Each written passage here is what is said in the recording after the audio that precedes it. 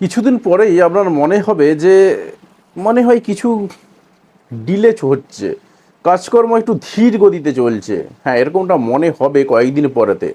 আপনি আশা করি ঠিকঠাকই ধরেছেন, কারণ আপনি অলরেডি হয়তো বেশ কিছু ভিডিও দেখে নিয়েছেন।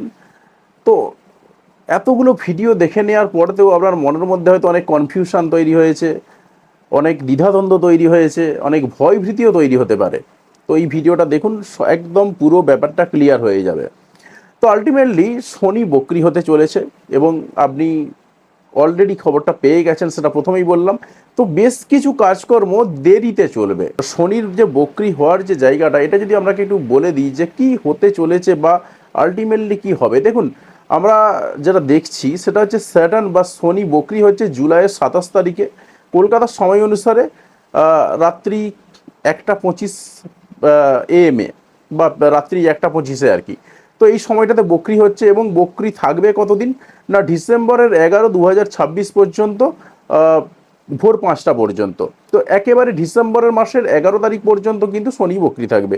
তো এই যে সময়টা একটা লং সময় বলতে পারেন, জুলাই আমি যদি বাদই দিই, August September October November December, ডিসেম্বরে যদি পুরোটা নয়, তো প্রায় 4 মাসের উপর কিন্তু শনি বকরি থাকবে। তো এই 4 মাসে আপনার জীবনে বেশ কিছু ক্ষেত্রে অগ্রগতিটা একটু থমকে যাবে, কিংবা অগ্রগতি ঘটলেও সেটা একটু ধীরে চলবে।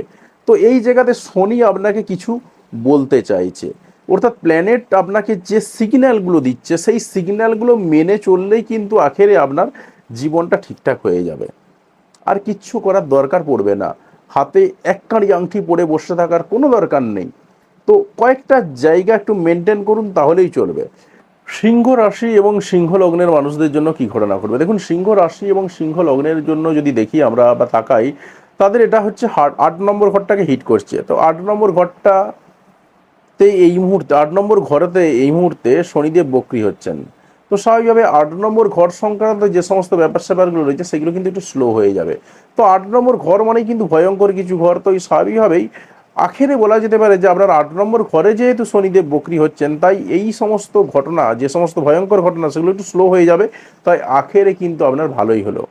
কিন্তু সবার জন্য কি ভালো হলো এমনটা কিন্তু নয়, সবার জন্য ভালো হলো না। তার কারণ দেখুন, আমরা 8 নম্বর ঘর থেকে প্রথমত আমরা 8 নম্বর ঘর থেকে কি কি দেখি। 8 নম্বর ঘর থেকে আমরা যে সমস্ত জায়গাগুলো দেখি, তার মধ্যে আকস্মিক কিছু ঘটনা বা হঠাৎ করে কিছু ঘটনা ঘটে যাওয়া, এরকম ধরনের কিছু ঘটনা, রূপান্তর দেখি, ঋণ দেখি, লোন দেখা হয়। যদি এটা 6 নম্বর ঘর থেকে দেখা হয়, কিন্তু এটা 8 নম্বর ঘরটাতে আরও বেশি প্রভাবটা বাড়িয়ে দেয়।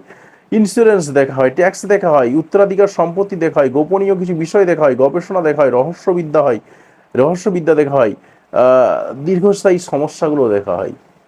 তো আখেরে যেটা দেখা যাচ্ছে যে এই যে ঘটনাগুলোতে, এই ঘটনাগুলোর উপর একটা হ্রাস পড়বে। কীরকম হ্রাস পড়বে, দেখুন, আকস্মিক ঘটনা, হঠাৎ করে কিছু পাওয়ার যে যোগ তৈরি হতে পারে, যাদের ক্ষেত্রে হঠাৎ করে পাওয়ার যোগ তৈরি রয়েছে, তো তাদের হঠাৎ করে পাওয়ার যোগটা একটু আটকে যেতে পারে।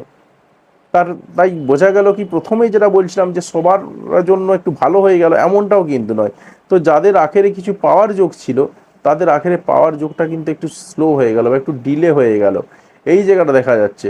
তার সঙ্গে সঙ্গে আমরা কি পাচ্ছি, যাদের হঠাৎ করে লসের যোগ ছিল, তাদের আবার সুবিধা হয়ে গেল। তাদের এই সময়টাতে কিন্তু হঠাৎ করে লসটা আটকে গেল। তাই এটাতে কিন্তু হঠাৎ প্রাপ্তিরও যেমন ঘর, 8 নম্বর ঘরটা আবার হঠাৎ করে হঠাৎ লসেরও ঘর। তাই শনিদেবের অবস্থান অনুসারে কিন্তু আপনার এই ঘরটা নির্ভর করবে।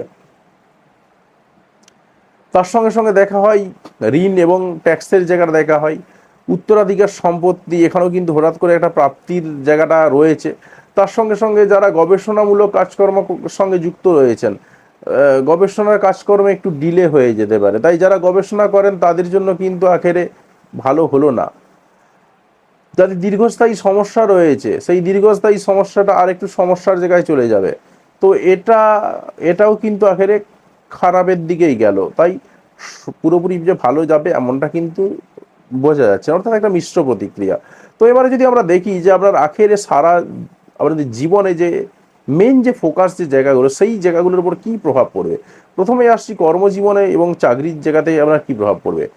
কর্মজীবনের ক্ষেত্রে আপনার একটা চাকরি ক্ষেত্রে বড় কোনো বিপর্যয়ের কিন্তু সম্ভাবনা নেই, তবে কাজের ধরনে একটা বিশেষ পরিবর্তন আসতে পারে। তবে কীরকম পরিবর্তন? অফিস পলিটিক্সের শিকার হতে পারেন, গোপন প্রতিদ্বন্দ্বিতা বাড়তে পারে, পুরাতন কিছু সমস্যা সেটার পুনরাবৃত্তি ঘটতে পারে, আটকে থাকা প্রজেক্ট সেইগুলো আরও বেশি বেশি করে আটকে যেতে পারে, আবার খুলেও যেতে পারে। অর্থাৎ এই ধরনের কিছু গণ্ডগোল বা জায়গা, এই ধরনের কিছু জায়গা হাইলাইটেড হচ্ছে আপনার জন্য। তবে যারা গবেষণা করছেন, রিসার্চ সাবমিট করার সময় হয়নি এখনো পর্যন্ত, তাদের জন্য কিন্তু আবার ভালো হবে। কীরকম? তারা আবার নতুন করে জিনিসটাকে ভালো করে রিভাইজ করে দেখে নিতে পারবেন যে আখেরে কোন জায়গাতে গণ্ডগোল হচ্ছে বা কোন জায়গাতে কী সমস্যা হচ্ছে সেটা দেখে নিতে পারবেন। ব্যবসা ক্ষেত্রে কী ঘটনা ঘটবে বা ব্যবসায়ী যারা মানুষ রয়েছেন তাদের কিন্তু আবার নতুন করে পর্যালোচনা কিন্তু একটা সময়, তাই আপনাকে নতুন করে পর্যালোচনা করতে হবে। বিশেষ করে আপনাকে যে সমস্ত দিকে নজর দিতে হবে, পুরাতন যে সমস্ত ঋণ রয়েছে, বকেয়া টাকা পয়সা রয়েছে, ট্যাক্স রয়েছে, আইনি বিধি রয়েছে, ব্যবসায়ী অংশীদারিত্ব ব্যবসা হলে সেই জায়গাগুলোতে আপনাকে কিন্তু বিশেষ নজরদারিতে রাখতে হবে। অর্থাৎ নতুন কোনো ইনভেস্টমেন্ট নয়, শুধুমাত্র রিভাইজ করা।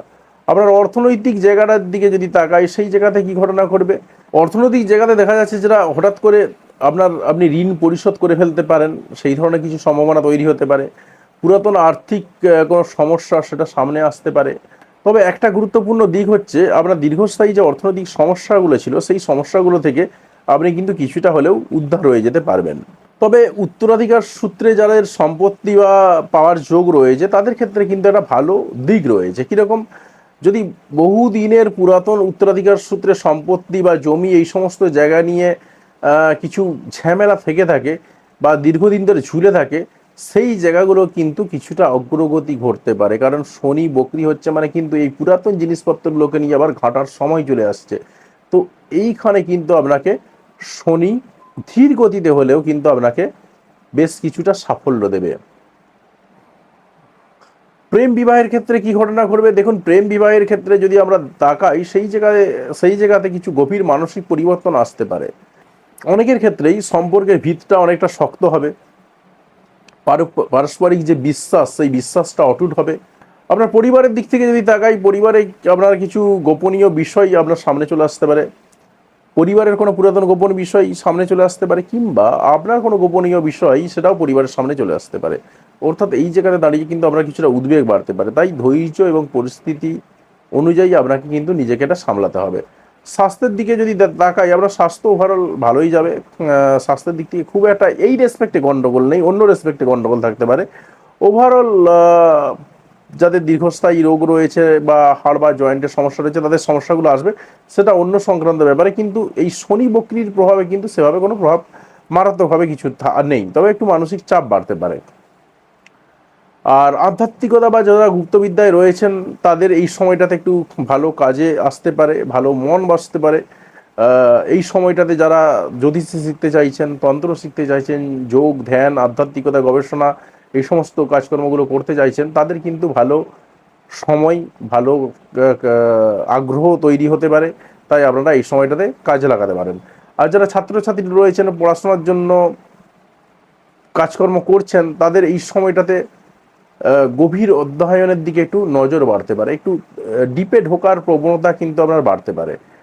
আর শনির শিক্ষা, শনি আপনাকে কী শিক্ষা দিচ্ছে? আপনি কি সত্যের মুখোমুখি হতে প্রস্তুত?